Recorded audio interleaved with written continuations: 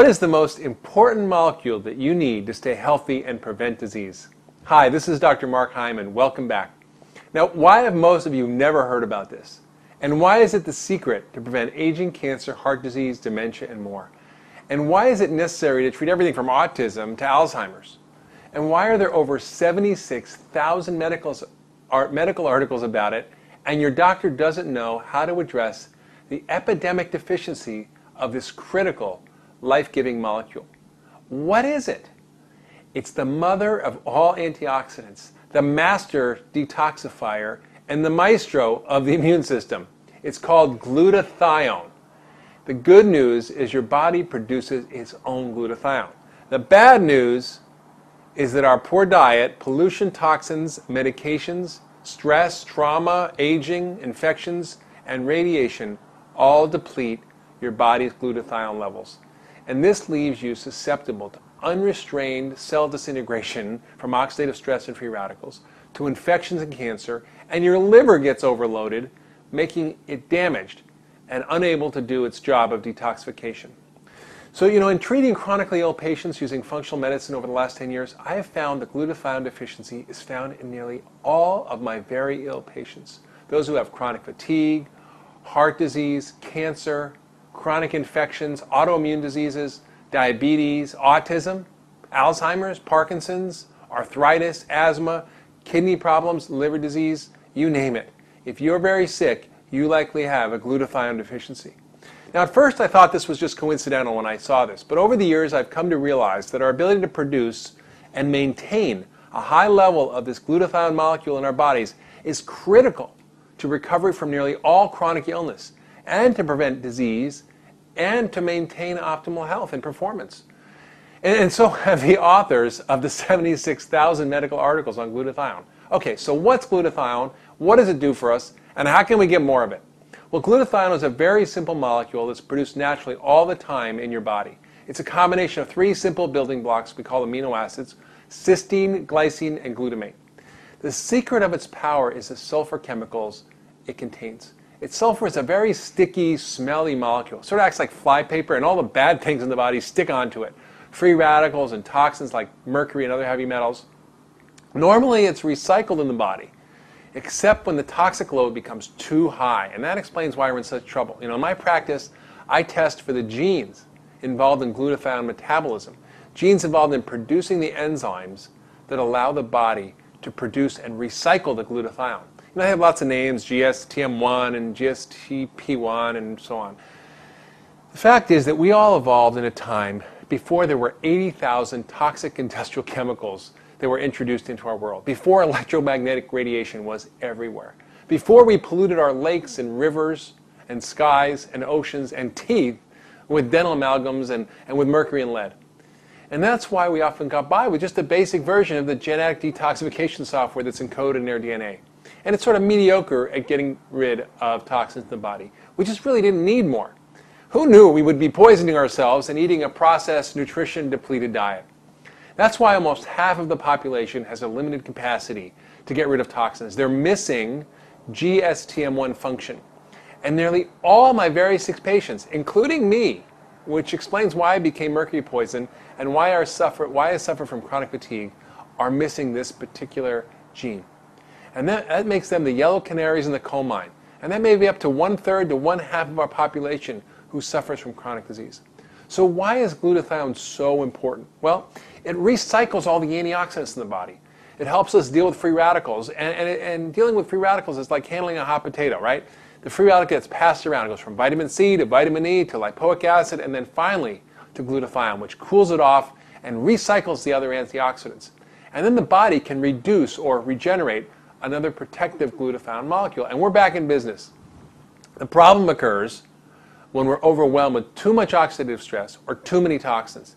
Then glutathione becomes depleted, leading us towards some terrible illness. And we can no longer protect ourselves against free radicals or infections or cancer, and we can't get rid of toxins, and this leads to further accumulation and further illness.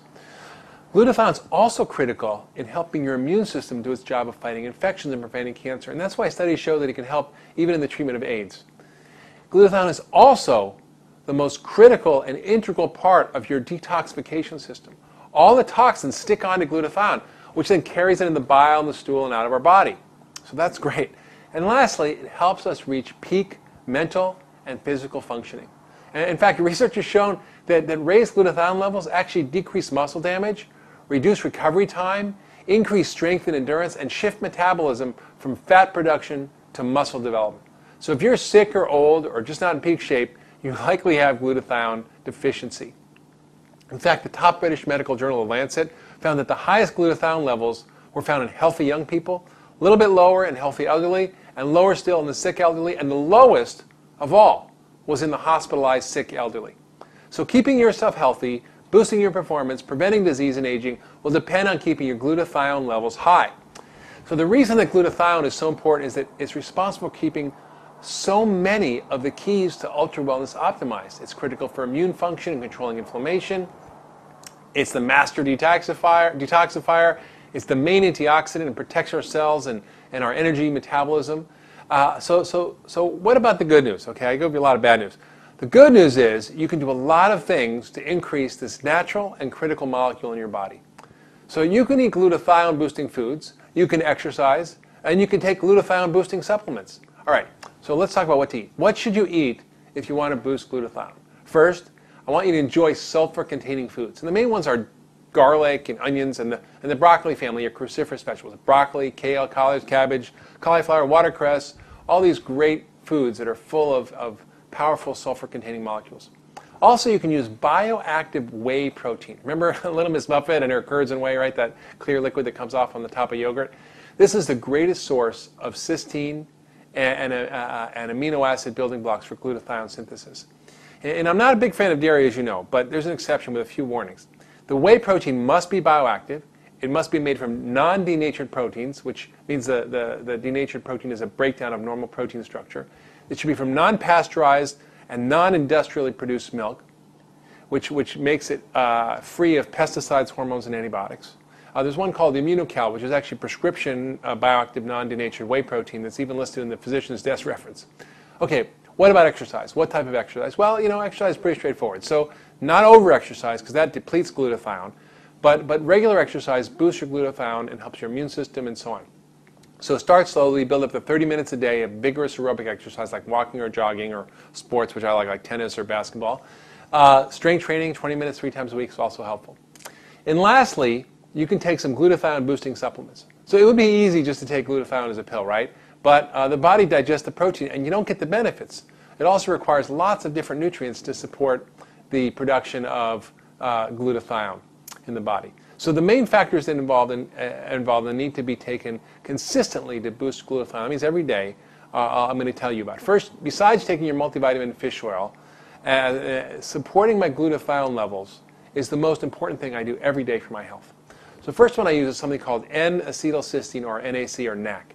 This has been used for lots of years in medical practice to help treat asthma and lung disease, to treat people with life-threatening liver failure even in the emergency room from Tylenol.